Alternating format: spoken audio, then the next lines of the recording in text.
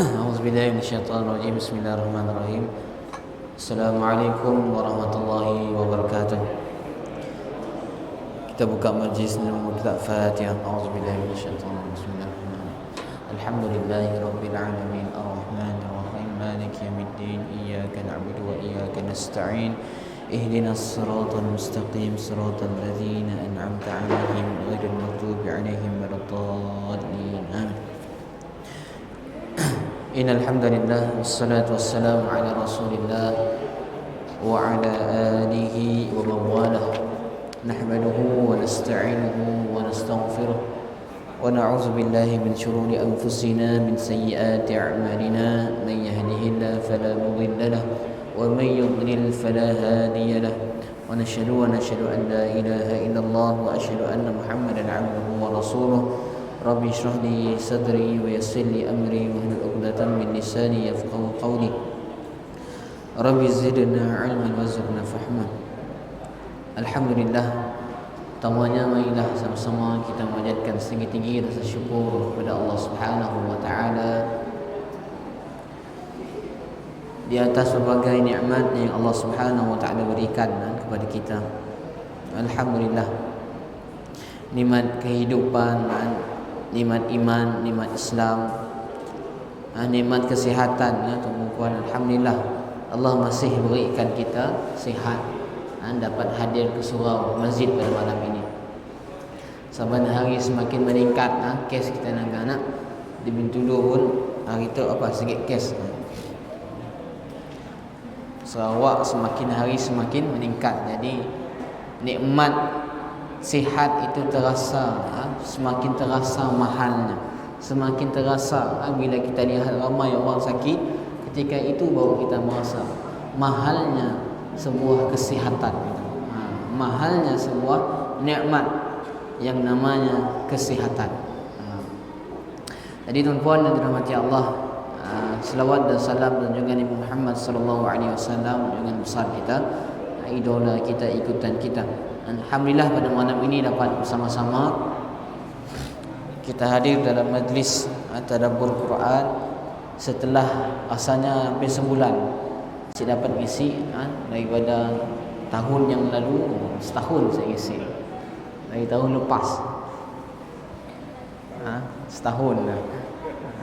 Jadi kerana ada kekangan, ada court show 2 minggu lebih, alhamdulillah dah kembali ke Bintulu. Dan alhamdulillah malam ini dapat bersama-sama dalam kelas tadabbur Quran.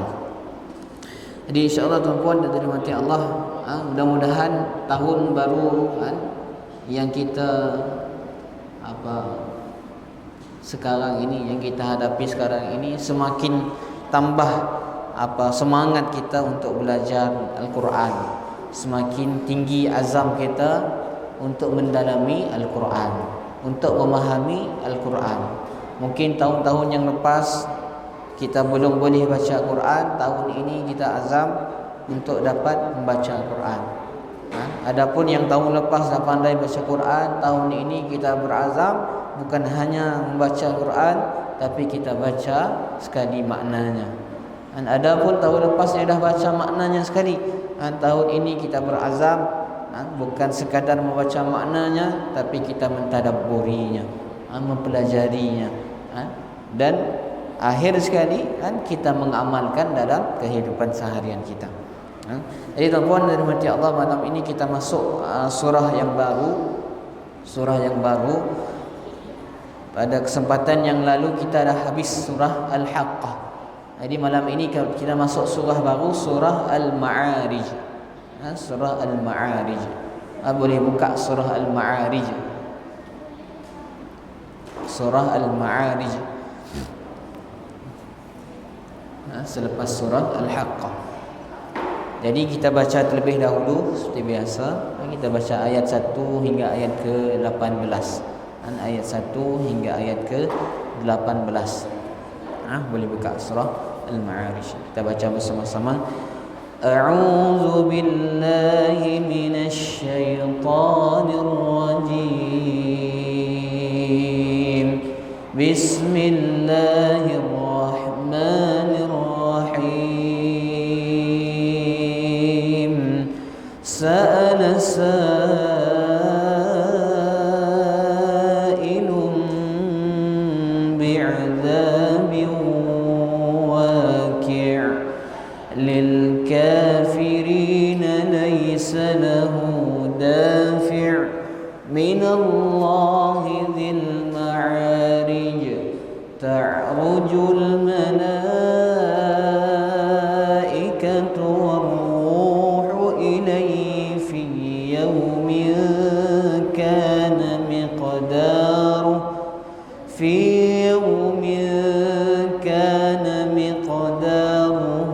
50,000 sanah fasbir sabran jamila innahum yarawnahu ba'ida wa narahu qariba yawma takunu as-samaa'u kalmuhl wa takunu al-jibalu kal'ihn wa la yas'alu hamimun hamima yubassarunahum yawaddul mujrimu law yaftadi min 'adzabi yawmi idzin bibanihi wa sahibatihi wa akhihi wa fasilatihi allati tu'wihi wa man fil ardi jami'an thumma yunjihi kalla innaha lazaa nazza'atan lish-shawaa tad'u man adbara wa tawalla wa jama'a fa'aw'a. Sadaqallahul azim. Sadaqallahul azim. Jadi surah Al-Ma'arij, surah ini surah Makkiyah, surah yang diturunkan sebelum hijrah. Jadi kita tahu surah ini berkenaan dengan tempat turunnya surah ada dua, Makkiyah ataupun Madaniyah. Makkiyah surah yang turun sebelum hijrah, kalau Madaniyah surah yang turun selepas hijrah. Surah-surah Makkiyah ini yang selalu kita bahas dalam surah juzuk 29 ini, banyak surah Makkiyah, banyak surah Makkiyah. Kemudian surah Makkiyah ini dia membahaskan perihal akidah, tauhid, kepercayaan kepada Allah, iman kepada Allah, iman kepada hari akhir, iman kepada hari kiamat.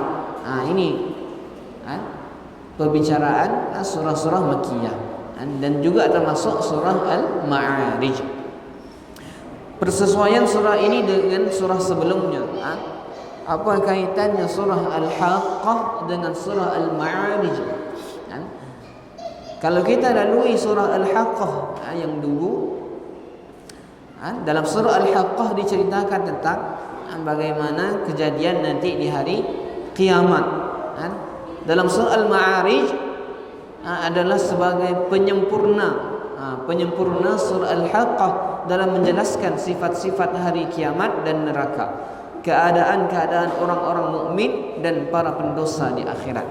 Ini surah Al-Ma'arij. Jadi sepanjang surah ini akan berbicara tentang hari kiamat, tentang neraka, kemudian keadaan orang mukmin dan orang-orang yang berdosa di akhirat. Surah ini bermula dengan Allah Subhanahu wa taala berfirman, sa'ala sa'ilun bi'adzabin waqi'.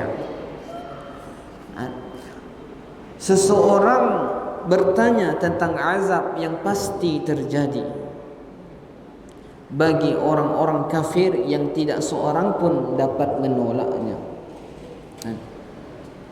Ayat ini 1 dan 2 ini ada asbabun nuzulnya, kenapa sebab turunnya ayat.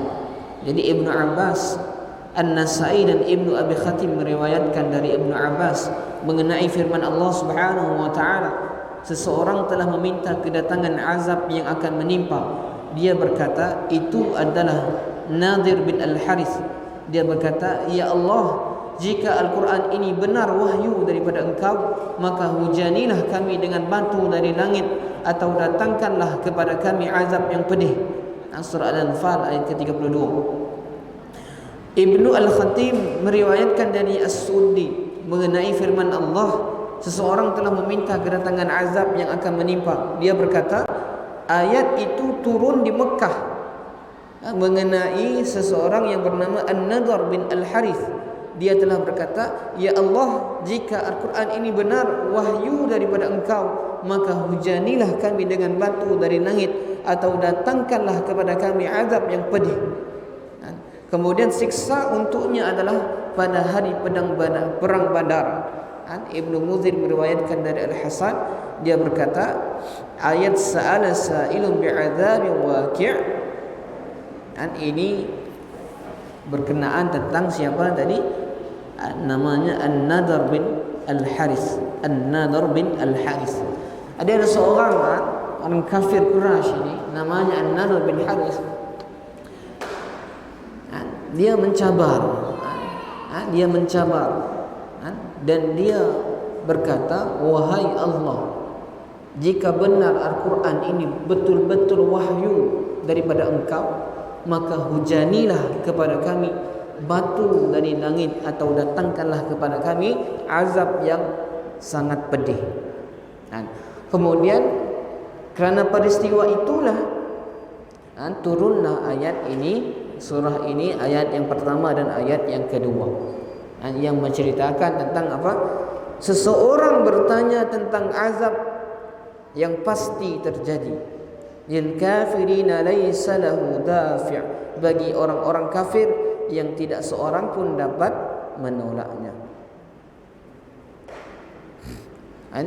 Seseorang menyeru dan meminta siksa yang turun tanpa keraguan yang terjadi di akhirat pada orang-orang kafir turun pada mereka, yang tidak ada yang boleh menghalangi siksa yang jatuh ketika Allah Subhanahu wa taala mengkehendaki. Tuan-puan, ini permintaan seperti ini maksudnya apa?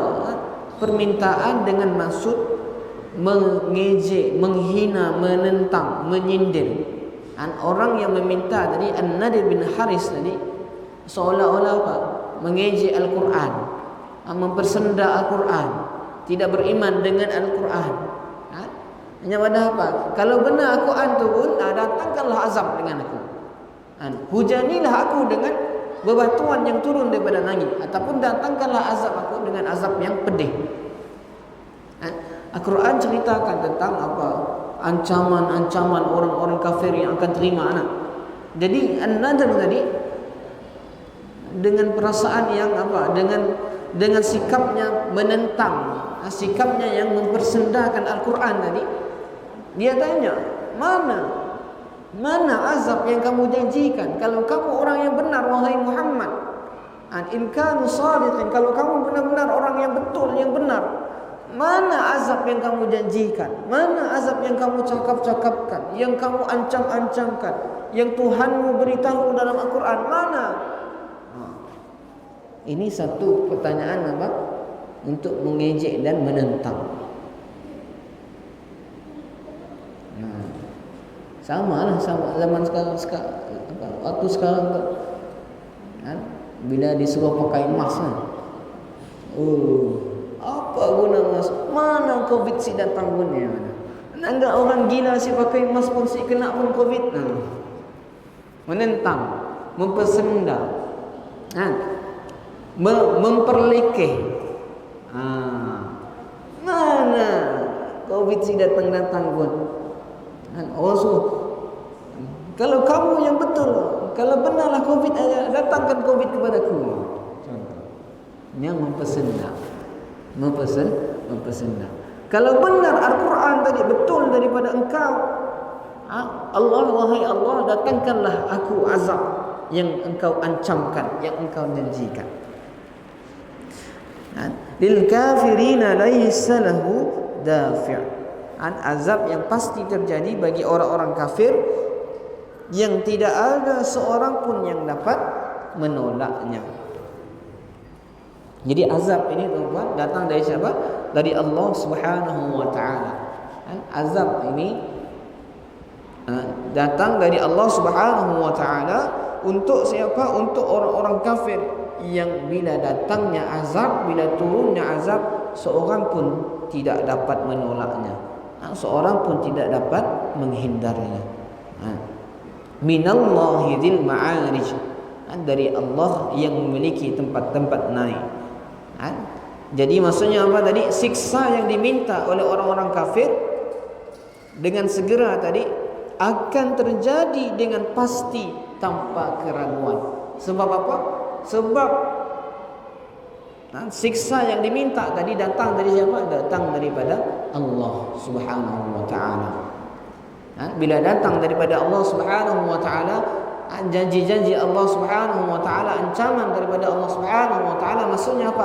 Pasti tanpa keraguan akan terjadi. Dan azab itu pasti akan terjadi. Minallahi dzil ma'arij. Ibnu Abbas mengatakan dzil ma'arij maksudnya apa? Allah yang mempunyai langit-langit. Allah menamakan langit dengan al-ma'arij. Al-ma'arij ini maksudnya apa? Tempat-tempat naik.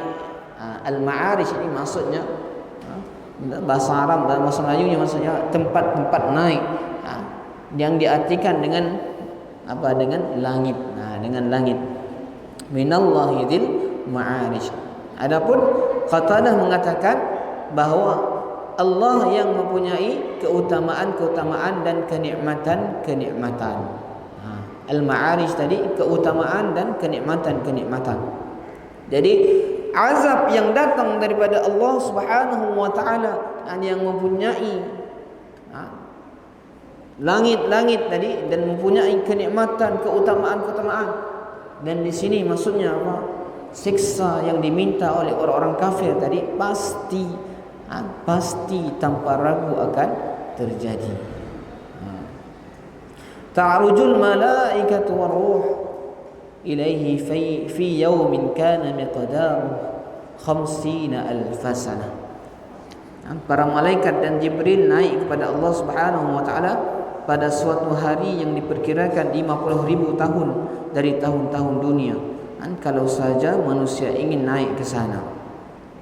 Namun malaikat rohani naik ke tempat itu dalam waktu yang amat sebentar. Jadi apa yang dimaksudkan dengan 50,000 tahun tadi? Bila Ibnu Abbas berpendapat yang dimaksudkan dengan 50,000 tahun tadi, masa tadi, itulah keadaannya masanya hari kiamat. Hari kiamat, lamanya hari kiamat yang tadi berapa lama? 50,000 tahun prosesnya daripada dibangkitkan di padang mahsyar sehingga akhirnya dimasukkan ke dalam syurga ataupun neraka. Prosesnya tadi 50,000 tahun. Dibangkitkan dalam padang mahsyar, kemudian di mizan, dihisab, diberikan catatan amalnya, kemudian meniti titian sirat, akhirnya masuk syurga ataupun neraka. Tempohnya tadi berapa lama? 50,000 tahun. 50,000 tahun. Ibnu Katsir pula bila mengartikan 50,000 tahun tadi, apa yang dimaksudkan dengan 50,000 tahun? Kata Ibnu Katsir ada beberapa maksudnya.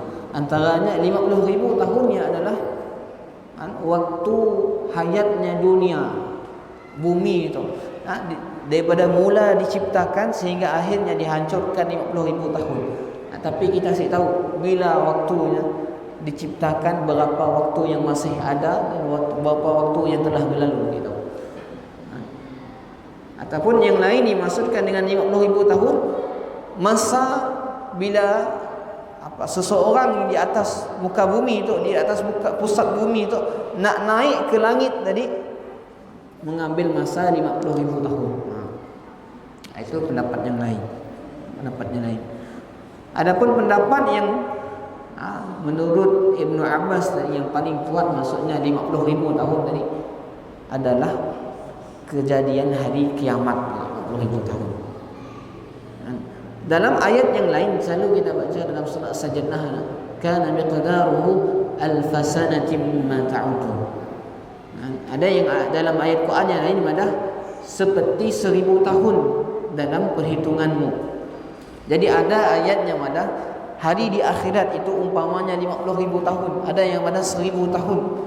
Bila digandingkan dua makna ini, para ulama tafsir mengatakan bahawa nanti di hari kiamat ada tempat-tempat berhentinya, ada checkpoint-checkpointnya.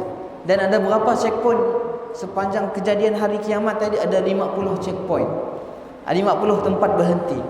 Setiap tempat berhenti dari masanya 1000 tahun. Setiap tempat berhenti masanya 1000 tahun. Bila 1000 tahun dianggap dengan 50 tempat tadi, jadilah hanya 50,000 tahun. Maksudnya tuan-tuan, lamanya di akhirat nanti kejadian hari kiamat tadi, kejadian yang sangat panjang. Manusia nanti akan berdiri di padang mahsyar, menanti Allah Subhanahu wa taala datang, menanti untuk dirinya dihisap, menanti untuk amalnya ditimbang. Itu kejadian yang sangat panjang, tuan-tuan. Sampai akhirnya nanti diberikan catatan amal, kemudian sama ada dapat kanan ataupun kiri, meniti tiang sirat sehingga akhir masuk syurga neraka itu 50,000 tahun lamanya. Kita hidup di dunia ini sampai pun 1000 tahun, apatah lagi 100 tahun pun kalau yang ada sedikit. Tidak ramai yang sampai 1100 tahun. Hidup di dunia sementara, itulah kata dunia ini satu persinggahan. Dunia la'ibun wa lahun. Dunia ini tempat bermain dan tempat bersenda gurau, bukan tempat tujuan akhir. Oleh itu Rasulullah SAW dalam satu hadis katanya apa? Kun fid dunya ka'annaka gharibun aw 'abirus sabil. Jadilah kamu di dunia ini seperti apa? Seperti orang yang asing. Ataupun aw 'abirus sabil, ataupun orang yang dalam perjalanan, orang yang bermusafir. Maksudnya singgah sebentar aja di dunia. Sebentar aja di dunia. Bilanya yang lama, bilanya pulang kelak di kampung akhiratnya. Itulah tujuan kehidupan yang sebenar, kehidupan yang abadi. Jadi kana miqdaruhu 50,000 sanah. Kemudian Allah Subhanahu wa taala menyebut, sebelum itu kejadian hari akhirat tadi panjang tuan-tuan. Tapi bagi orang-orang yang beriman, bagi orang-orang yang beriman, ada satu hadis Rasulullah sallallahu alaihi wasallam bersabda yang diriwayatkan oleh Imam Ahmad, Ibnu Jarir dari Abu Sa'id Al-Khudri, dan dia berkata, qila ya Rasulullah man atwala hadzal yaum. Ada yang bertanya, wahai Rasulullah, alangkah lamanya hari itu. Maksudnya hari itu apa? Hari akhirat tadi, kejadian hari kiamat tadi. Alangkah lamanya hari itu. Faqala, lalu Rasulullah SAW bersabda, wallazi nafsi biyadih, demi zat yang jiwaku ada di tangannya, innahu la yukhaffafu 'anil mu'min hatta yakuna akhaffa 'alaihi min salatin maktubah yusalliha fid dunya. Sungguh, kata Rasulullah SAW, itu ringan bagi orang mukmin sampai-sampai ia lebih ringan daripada solat fardu yang dilaksanakan di dunia. Waktu tempoh yang panjang tadi itu khusus untuk orang-orang yang kafir, yang tidak beriman. Adapun bagi orang-orang yang beriman, dan ia akan melalui hari akhirat tadi dengan waktu yang sebentar, dimudahkan hisaban yasira, dimudahkan hisabnya, dia tidak merasa lama. Bahkan kata Rasulullah SAW, ringan bagi orang-orang mukmin sampai-sampai dia rasa lebih ringan daripada solat fardu di dunia. Maksudnya sekejap saja. Kejadian akhirat bagi orang-orang beriman dimudahkan, dirasakan ringan berbanding dengan orang-orang kafir 50,000 tahun. Masya Allah. Nah, itulah keutamaan yang Allah Subhanahu wa taala berikan kepada orang-orang beriman. Dan kemudian barulah Allah Subhanahu wa taala kemudian berfirman, fasbir sabran jamila, maka bersabarlah engkau wahai Muhammad dengan kesabaran yang baik. Sabarlah engkau wahai Muhammad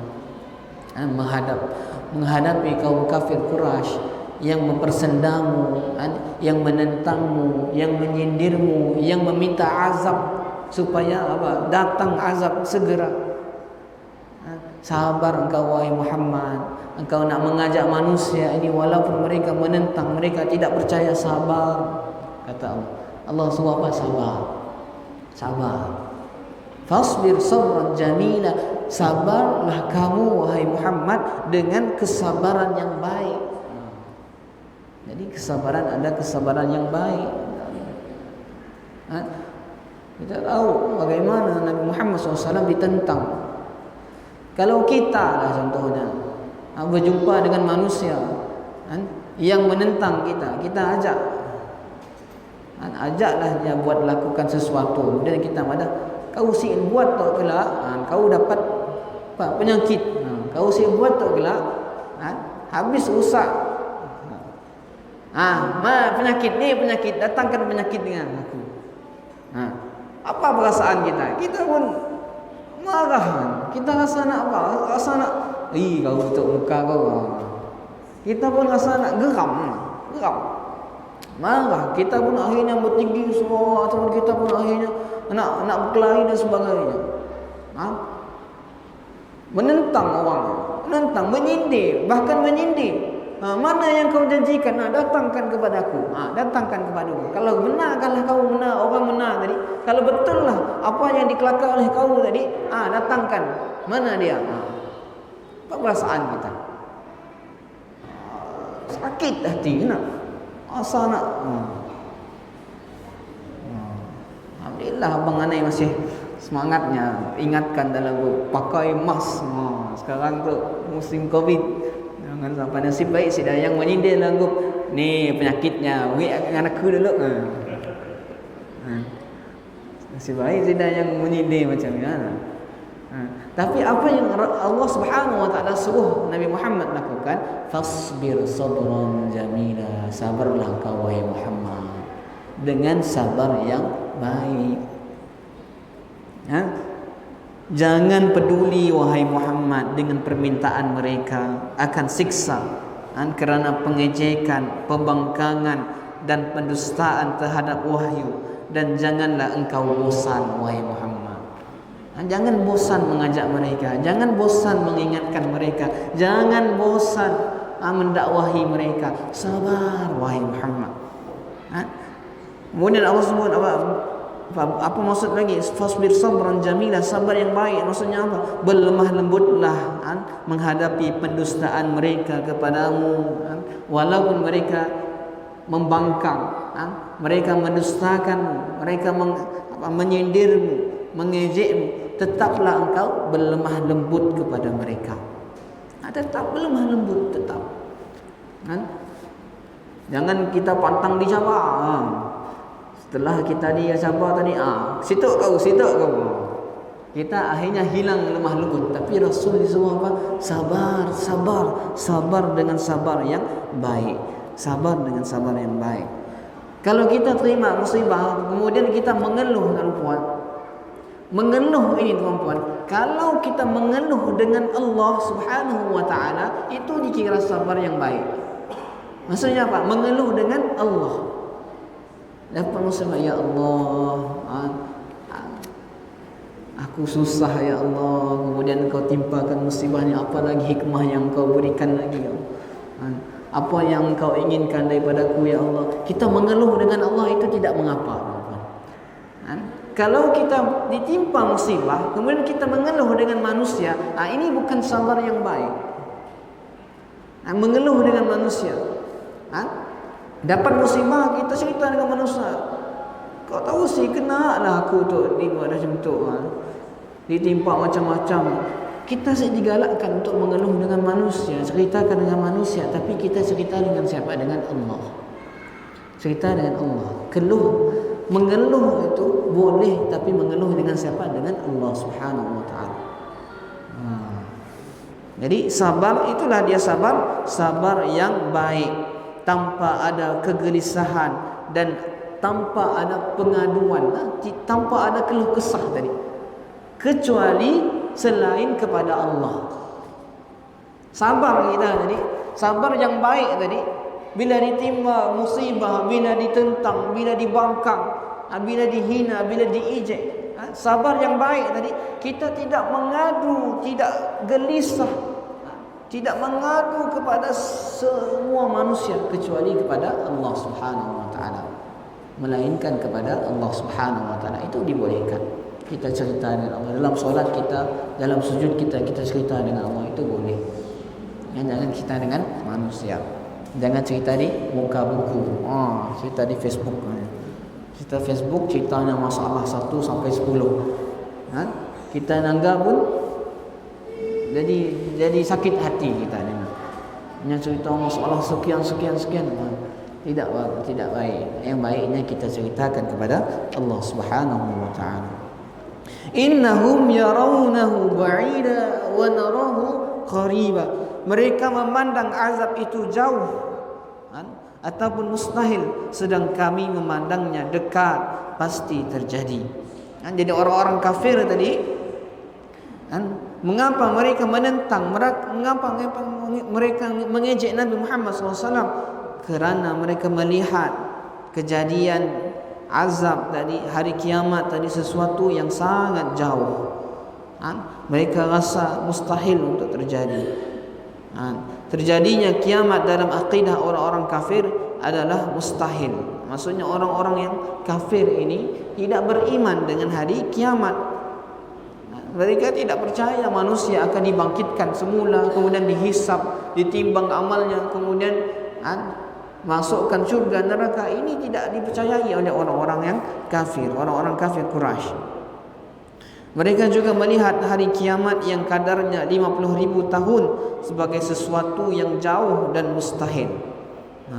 Sementara kami mengetahui sebagai sesuatu yang dekat.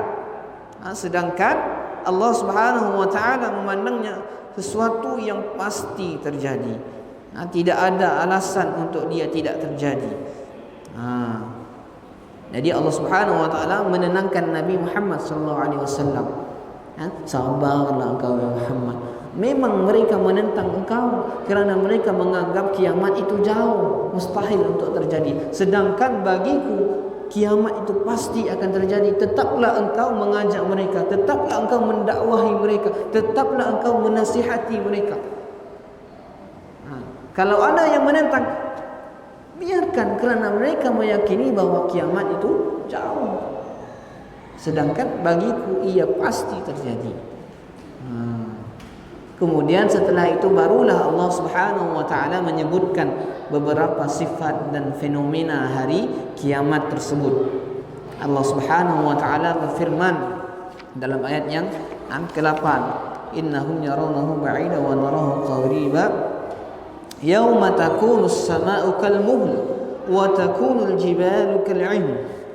Ingatlah pada hari ketika langit menjadi bagaikan cairan tembaga dan gunung-gunung bagaikan bulu yang berterbangan. Wala yas'alu hamimun hamima, dan tidak ada seorang teman karib pun menanyakan temannya.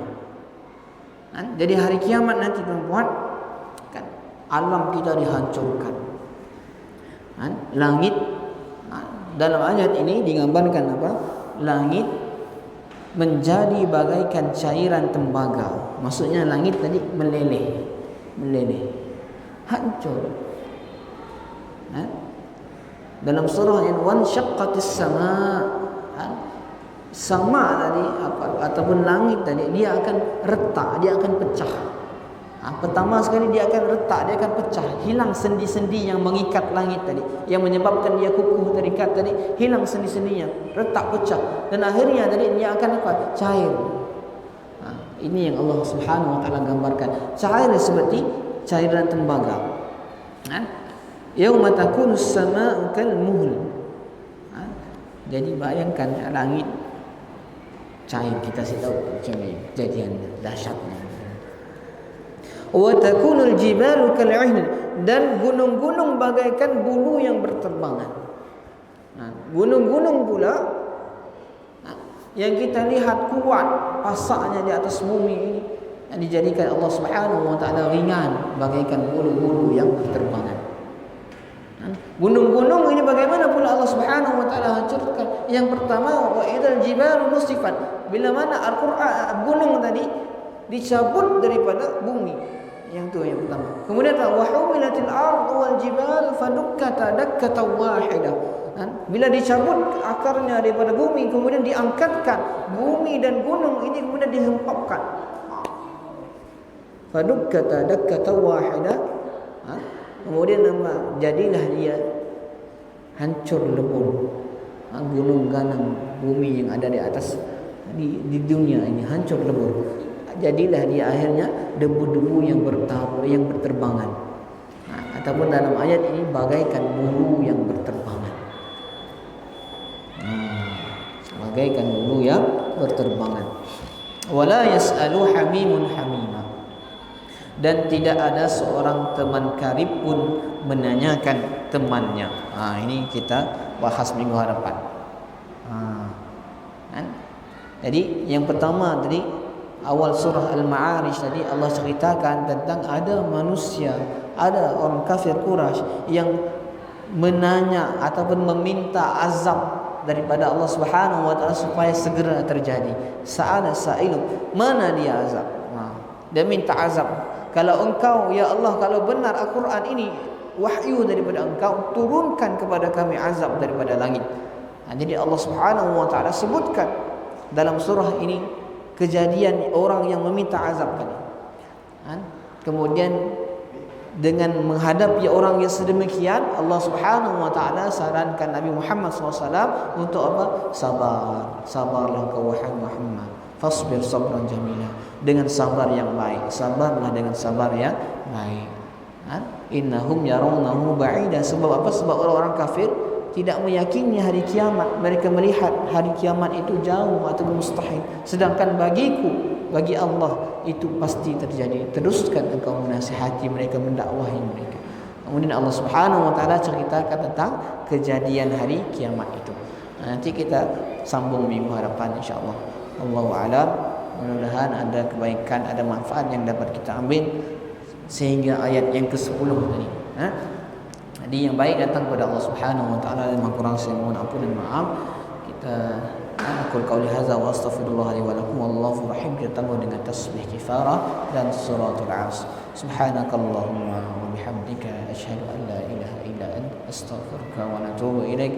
Bismillahirrahmanirrahim. Wal 'asri innal insana lafi khusr illa alladzina amanu wa 'amilus shalihat wa tawassaw bil haqqi wa tawassaw bis sabr. Assalamualaikum warahmatullahi wabarakatuh.